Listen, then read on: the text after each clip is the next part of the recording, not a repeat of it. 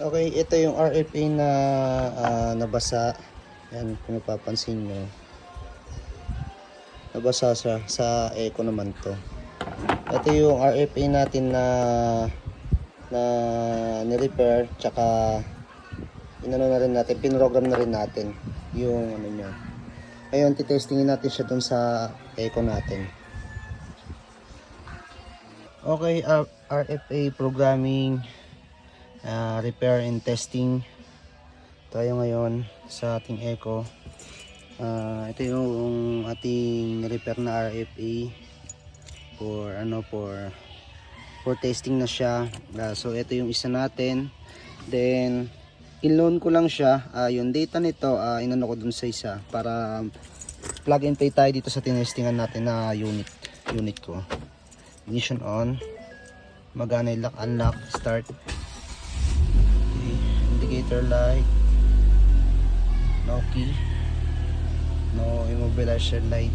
Immobilizer problem. Ayan. So off ko. Kabit ko yung isa. Ito naman yung ating original RFA, yung isa.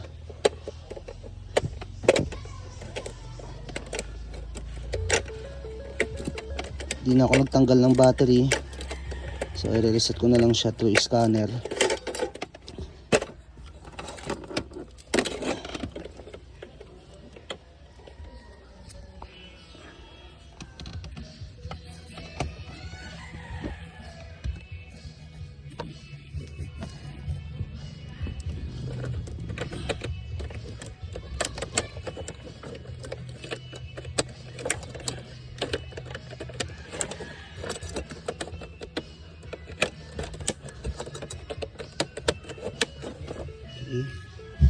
Yan.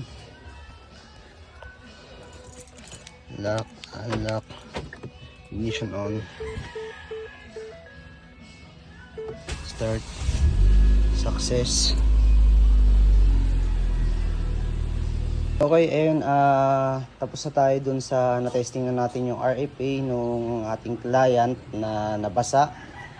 Dahil gawa nga nung kalimitan na sakit sa mga eco ay yung sa moonroof dumadaan yung tubig, so napupondo dun sa baba, kaya nababasa yung ating RFA.